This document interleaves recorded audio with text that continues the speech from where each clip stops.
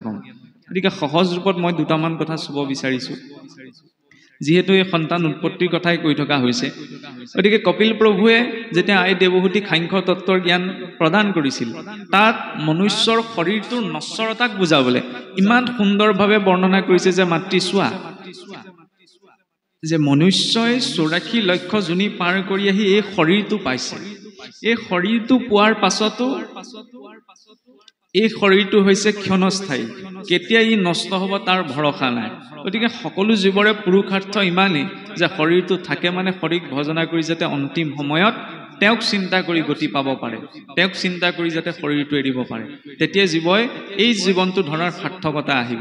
নহলে আসক্তিৰ ক্ষেত্ৰত ভোগৰ ক্ষেত্ৰত যদি আমি চাওঁ মানুহে জীৱনত একো পাব নোৱাৰে কিয় পাব নোৱাৰে যিদৰে এজন কৃষকে খেতিত প্ৰথম খেতিটো কৰিবলৈ যাওঁতে পাছি এটাতে অলপ বীজ লৈ যায় আৰু সেই বীজখিনি পথাৰত সিঁচি থৈ আহে বীজ হৈ আছিল যেতিয়ালৈকে মাটিত তাত সিঁচি দিয়া হ'ল মাটিৰ প্ৰভাৱত বা এটা মাধ্যম পোৱাৰ লগে লগে সেই বীজবিলাকৰ পৰা অংকুৰবিলাক ওলাই আহে অংকুৰবিলাক ওলাই আহি যেতিয়া সেই কঠীয়া হ'ব কঠীয়াক যেতিয়া আমি ৰুওঁ তেতিয়া আমাৰ বাবে ধান হয় ধানক দাই আনিলে চাউল হ'ল চাউলক যেতিয়া আমি সিজাওঁ সেয়া আমাৰ বাবে সিদ্ধান্ত বা ভাত হ'ল সেই সিদ্ধান্ত যেতিয়া আমি খালো খোৱাৰ লগে লগে খাদ্য নলিয়ে গৈ যেতিয়া পাকস্থলীত পৰিলেগে হজম হৈ পেলাই অন্নৰ পৰা ৰস ৰসৰ পৰা ৰক্ত ৰক্তৰ পৰা মাংস মাংসৰ পৰা মেদৰ পাছত অস্থি অস্থিৰ পাছত মজ্জা মজ্জাৰ পাছত পুৰুষৰ শৰীৰত বীৰ্য স্ত্ৰী শৰীৰত স্ত্ৰী ৰজ নিৰ্মাণ আৰু এই পুৰুষৰ বীৰ্য আৰু স্ত্ৰী ৰজ যেতিয়া একেলগ হয় তেতিয়া গৰ্ভ সৃষ্টি হয় সেয়া কপিল প্ৰভু কি বুলি বৰ্ণনা কৰিছে জীৱৰ তামসী গতি কেনেকৈ আৰম্ভ হয় 19ৰ দশকত আল্ট্ৰাছাউণ্ড এক্স-ৰে এইবিলাক যেতিয়া উদ্ভাৱন হৈছিল তাৰ পাছতে বিজ্ঞানীসকলে গম পাইছে যে মাতৃ গৰ্ভত সন্তানটিৰ বিকাশ কেনেকৈ হয় আজিৰ পৰা হাজাৰ বছৰ আগতে কপিল প্ৰভুৱে এইখিনি তথ্য ভাগৱতৰ জৰিয়তে আমাক দি দিছে যে দুই লগ হয় প্ৰথম ৰাত্ৰত জলৰ বুদবুদনয় দশম দিনত কঠিন হয় বদৰি ফলৰণয় দ্বিতীয় মাসত শিৰপদ যে বিকাশ হুৱে জীৱৰ তৃতীয় মাসত লোম স্নায়ু যত শৰীৰ সম্পূৰ্ণ হয় প্ৰথম যেতিয়া স্ত্ৰী সেই পুৰুষৰ বীৰ্য আৰু স্ত্ৰী ৰজ একেলগ হয় তেতিয়া প্ৰথম 5টা দিনলৈকে বোলে জলৰ বুদবুদৰ নিচিনা এটা অৱস্থা প্ৰাপ্ত হয় 10 দিন হোৱাৰ লগে লগে এটা মাংসপিণ্ড সৃষ্টি হয় প্ৰথম মাহ হোৱাৰ লগে লগে শিৰ আৰু ভৰি অংশ দ্বিতীয় মাহত হস্ত জংঘা তৃতীয় মাহত নখ চুলি চতুৰ্থ মাহত জীৱই প্ৰথম চেতনত্ব প্ৰাপ্ত কৰে সেই পিতৃ মাতৃ যিটো সংস্কাৰ আছিল সেই সংস্কাৰৰ আধাৰতে অন্য জীৱ এটা আহি সেই মাতৃ গৰ্ভত চতুৰ্থ মাহত প্ৰৱেশ কৰে সেই তেতিয়াৰ পৰাই জীৱই ক্ষুধা তৃষ্ণা অনুভৱ কৰিবলৈ আৰম্ভ কৰে পঞ্চম মাহত শৰীৰৰ অন্তৰেন্দ্ৰিয়বিলাক কিডনি লিভাৰ এইবিলাকৰ গঠন সম্পূৰ্ণ হয় ষষ্ঠ মাহত ছালৰ নিৰ্মাণ সম্পূৰ্ণ হয় সপ্তম মাহত সপ্ত ধাতু অষ্টম মাহত প্ৰতিটো অংগ দৃঢ় হৈ পেলাই গৰ্ভমুদ্ৰাৰে শয়ন কৰি থাকে 9 মাহ 10 দিনৰ পাছত সি জন্ম হ'ব আৰু জন্ম হোৱাৰ পাছতো কি হয় মাতৃ গৰ্ভত থাকোতেই জীৱৰ পূৰ্বজন্মৰ সকলো কৃতকৰ্মৰ কথা বোলে মনত থাকে সেইকাৰণে সেই জীৱই প্ৰত্যেক জীৱই মাতৃ গৰ্ভত অৱস্থান কৰাৰ লগে লগে ভগৱন্তক বোলে স্তুতি কৰে যে প্ৰভু এনেদৰে মই বহুত ভোগৰ মাজত আছো আৰু এই বিষ্ঠা মূত্ৰৰ গৰ্তত মই লেটিপটি হৈ আছো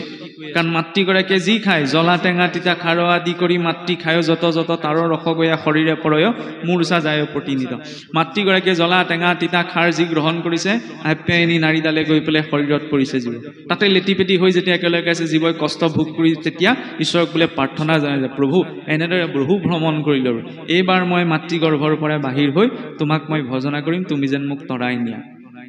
কিন্তু যেতিয়া মাতৃ গৰ্ভৰ পৰা বাজ হয় মাতৃৰ গৰ্ভৰ পৰা লোভিলা চেতন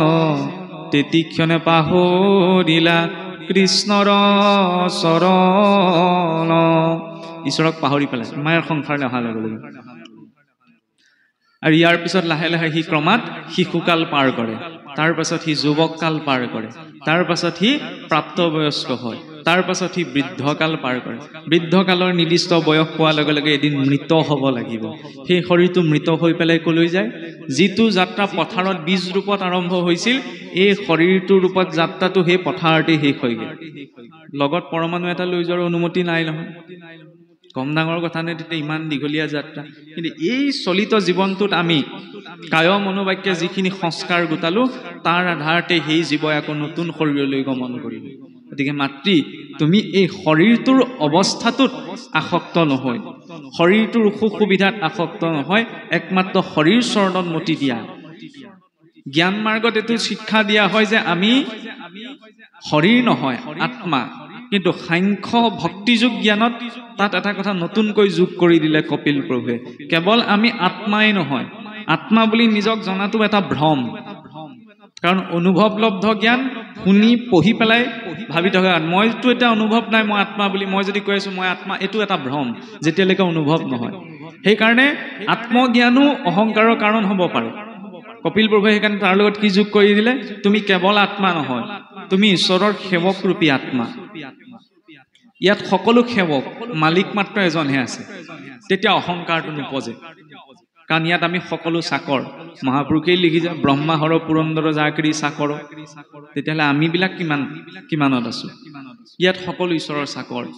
এই বুলি চিন্তা কৰি থকা সময় চোৱা, কাৰণ বাৰে বাৰে তোমাৰ জন্ম হৈছে, বাৰে বাৰে তুমি এই যাত্ৰা কৰিছা। গতিকে তাত তুমি আসক্তি আশা নকৰি, সংসাৰখনৰ সুখ দুখত প্ৰভাৱিত নহয়, একমাত্ৰ তেওঁক চিন্তা কৰি থকা দিনকেইটা পাৰ কৰা। পোৱা নোপোৱা এইবিলাক নিজৰ কৰ্ম সংস্কাৰ। অন্তিম সময়ত তুমি সেই মুখ্য পদ প্ৰাপ্ত কৰিবা। আৰু এই উপদেশ দিয়ে কপিল প্ৰভু অন্য লোকৰ উপদেশৰ নিমিত্তে নিজ গৃহ পৰিত্যাগ কৰি গুচি গৈছে। আৰু আই দেৱহূতিও সেইখিনি সময়ত ভগৱন্তক একান্ত ভাৱত চিন্তা কৰি তেওঁৰ ৰূপ ধ্যান কৰি, স্বৰূপ জ্ঞানৰ লক্ষণত ঈশ্বৰৰ ৰূপ ধ্যানৰ বৰ্ণনা দিছে। মই একেবাৰে মাত্ৰ ওপৰে ওপৰে কথাখিনি গুচি গলো। কাৰণ স্বৰূপ জ্ঞানত ঈশ্বৰৰ ৰূপ বৰ্ণনাৰ গুৰুত্বতা এইকাৰণেই দিছে যে কৃষ্ণ কৃষ্ণ কৈ আছো, হয় কৃষ্ণৰ ৰূপটোতো আমি জানিব লাগিব।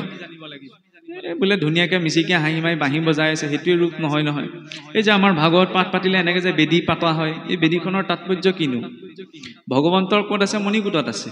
মণিকূটৰ পৰা এই হৃদয়ৰূপী নামগৃহলৈ ভক্তসকলৰ মাজলৈ নিমন্ত্ৰণ কৰি অনা হ'ল বা নমাই অনা হৈছে। সেইবাবে 16 গছ 32 গছ 32 অলংকাৰে 32 গছ বন্তি তেওঁৰ 4 অস্তকে তাৰ প্ৰতীক ৰূপত স্থাপন কৰা হৈছে, নহয়নে? আমাৰ আইসকলেও ইমান অলংকাৰ নিপিন্ধে, ভগৱন্তই 32 প্ৰকাৰ অলংকাৰ পিন্ধিছে। সেইকাৰণে বোলে ভগৱন্তৰ চৰণৰ পৰা মস্তকলৈকে, মস্তকৰ পৰা চৰণলৈকে তাৰ ৰূপটো ধ্যান কৰিব লাগে। সেই ৰূপটো ধ্যান কৰিলে কি হ'ব? মুখে বোলা ৰাম, হৃদয় ধৰা ৰূপ, এতেকে মুক্তি পাই বা কহিলো স্বৰূপ। সেই স্বৰূপ জ্ঞান গঠনত ঈশ্বৰৰ ৰূপ বৰ্ণনা, সেই ৰূপ বৰ্ণনা কৰি জীৱই যেতিয়া ঈশ্বৰৰ সেই দিব্য স্বৰূপটো ধ্যান কৰিব, তেতিয়া তেওঁৰ সেই স্বৰূপটোত মনটো স্থিৰ হ'ব। আৰু সেই ৰূপ চিন্তনটো যদি চকুৰ আগলৈ ভাহি আহিব, তেতিয়াহ'লে সেই জীৱই বেলেগকৈ সাধনা কৰাৰ প্ৰয়োজন নাই। তেতিয়াই জীৱৰ মুক্তি। খালি মাত্ৰ গুৰুত্ব এটা লাগে ঈশ্বৰৰ সেই ৰূপ চিন্তন। কৃষ্ণ বুলি মই কৈছো ঠিকেই, কৃষ্ণৰ স্বৰূপটো মনলৈ আহিছে নে নাই অহা সেইটোতো লাগিব। প্ৰথমতে নাহে, লাহে লাহে গুৰুৰ ওচৰত শিকিবগে লাগিব ভগৱন্তৰ ৰূপটো কেনেদৰে চিন্তা কৰা যায়। গতিকে সেই পৰমাৰ্থৰ উপদেশ আজিৰ পৰা 1000 বছৰ আগতে কপিল প্ৰভুৱে আই দেৱহূতিক দিছিল। আৰু তেতিয়া সেই স্বৰূপ জ্ঞানৰ আধাৰতেই আই দেৱহূতিয়ে ঈশ্বৰৰ দিব্য ৰূপ চিন্তা কৰি শৰীৰ এৰিছে। আৰু তেওঁ শৰীৰৰ পৰা সিদ্ধিপদ নামৰ এক ক্ষেত্ৰ নিৰ্মাণ, যি ভাৰতবৰ্ষত এতিয়াও আছে, যি স্থানত আই দেৱহূতিয়ে শৰীৰ ত্যাগ কৰিছিল। আৰু এইখিনি কথা প্ৰসংগই 3য় স্কন্ধৰ কথাখিনি সম্পূৰ্ণ হৈছে। গতিকে এই কথাখিনিত চাবলগীয়া ভিতৰত বহুতখিনি কথা আছে, যিখিনি কথা মোৰ মনলৈ বৰ্তমান নাই অহা।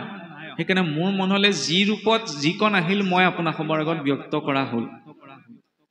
আৰু এই কথাখিনিৰ ওপৰত মূলতঃ আমাক কি দেখুৱাইছে? ভাগৱতৰ সেয়া 3য় স্কন্ধই হওক, আন যিকোনো স্কন্ধৰ এটা কাহিনীয়েই হওক, সংসাৰ আৰু শৰীৰৰ নশ্বৰতা, জীৱৰ নিজ দায়িত্ব পালন। দায়িত্ব পালন কি? ঈশ্বৰৰ সেৱাৰ নিমিত্তে জীৱন ধৰাটো, সেইটো হৈছে জীৱৰ দায়িত্ব। ঈশ্বৰৰ সেৱাৰ নিমিত্তে তেতিয়াহ'লে কি 24 ঘণ্টা নাম গাই বহি থাকিম নি? সেইটো নহয়। কলিযুগত নাম শ্ৰেষ্ঠ, নামতে আমি সকলো গতি পাম, এই কথাটো আমি সকলোৱে জানো। কোনো কাক বুজাব নালাগে যে চাৰি চুকৰ মাজে ভগৱন্তৰ নামেই শ্ৰেষ্ঠ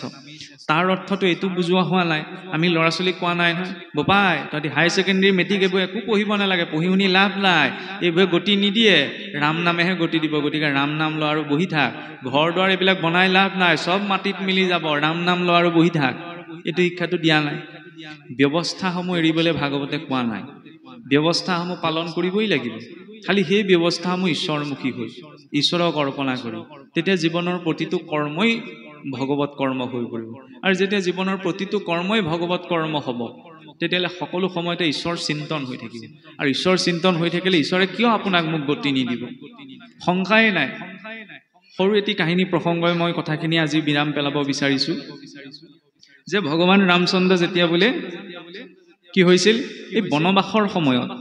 দণ্ডকাৰণ্যলৈ গমন কৰিছিল অৰণ্যৰ মাজেদি গৈ থাকোতে ইফালে ভৰত গৈ পালেগৈ নহয় ভৰত গৈ পাওঁতেতো ভগৱান ৰামচন্দ্ৰক উভতাই আনিব বিচাৰিছিল কিন্তু ভগৱানে নাহিলত তেতিয়া ভগৱন্তৰ প্ৰতীক ৰূপত এই চৰণ পাদুকাযোৰ লৈ অনা নাছিল জানো ভৰত এই চৰণ পাদুকাযোৰ লৈ আহিলে তেতিয়া ভগৱান ৰামচন্দ্ৰ খালী ভৰিৰে জংঘলত খোজকাঢ়ি গৈ আছিল খোজকাঢ়ি যাওঁতে খালী ভৰিৰে কাহানিও ৰজাৰ সন্তান হয় কাহানিও আপোনাৰ ইমান বেয়া ৰাস্তাত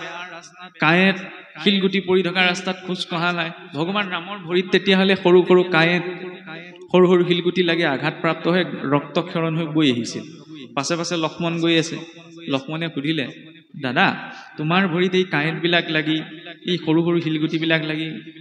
তেজ ওলাই আহিছে তুমি এৰুৱাই নিদিয়া কিয় তুমি খন্তেক বহি দিয়া মই তোমাৰ ভৰিৰ পৰা সেই পাথৰবিলাক কাঁইটবিলাক আঁতৰাই দিম ভগৱান ৰামচন্দ্ৰই যিটো উত্তৰ দিলে সেইটো উত্তৰত মানে ভক্তৰ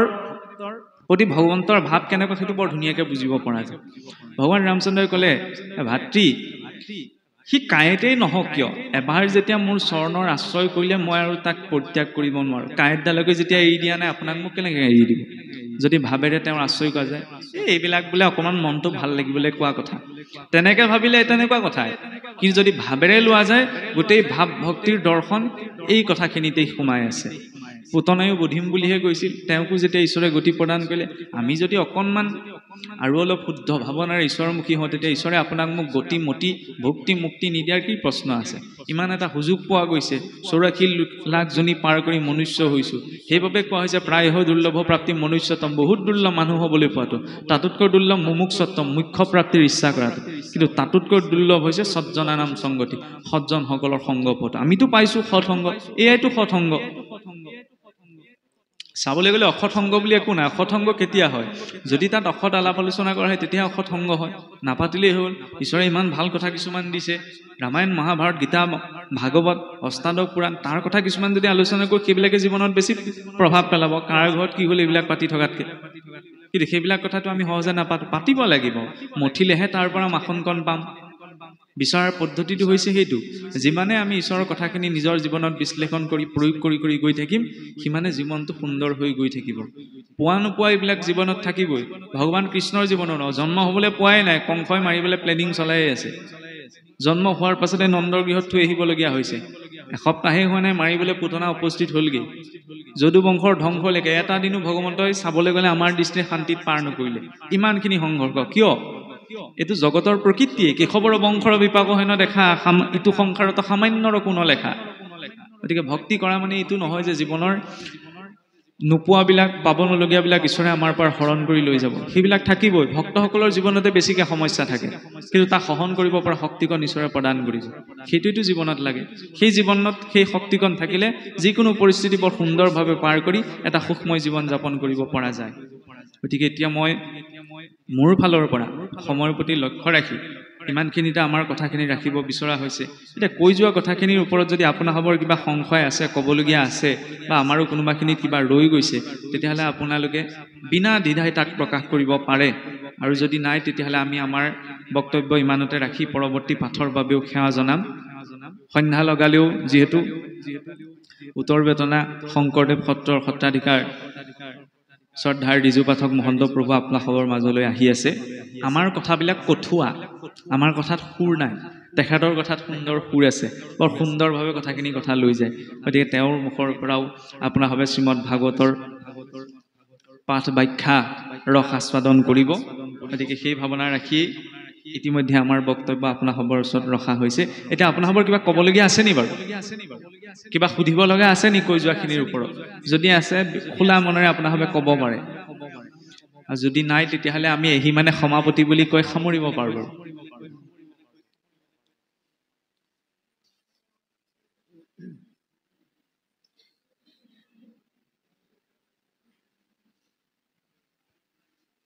কিবা প্ৰকাশ কৰিব নি আইসকল নাই ন নাই যদি আমি সামৰিব পাৰোঁ ঠিক আছে তেতিয়াহ'লে এই কথাখিনি ক'বলৈ যাওঁতেও কাৰণ যদিও আমি ঈশ্বৰৰ কথাই ক'বলৈ বিচৰা হৈছিলে ভাগৱতৰ কথাই ক'বলৈ আমিওতো মায়াবদ্ধ জীৱ গতিকে আমাৰ কায় মনোবাক্য বহুখিনি ভুল ত্ৰুটি ৰৈ যাব পাৰে তাৰ বাবে আমি আপোনাৰ সবৰ ওচৰত ক্ষমা প্ৰাৰ্থী কায় মনোবাক্য আচৰিত সমস্ত কৰ্ম শ্ৰী নাৰায়ণৰ চৰণতে অৰ্পণ কৰি সেৱা ধৰাৰ লগতে পাঠেকি প্ৰভুসকলকো পৰৱৰ্তী পাঠৰ বাবে সেৱা জনোৱা হৈছে কায়েন বাচা মনসেন্দ্ৰিয়েবা বুদ্ধ্যাত্মনায়া प्रकृते स्वभावात् करोमि यद्यत् सकलं परस्मै नारायणायेति समर्पयामि नारायणायेति समर्पयामि कृष्ण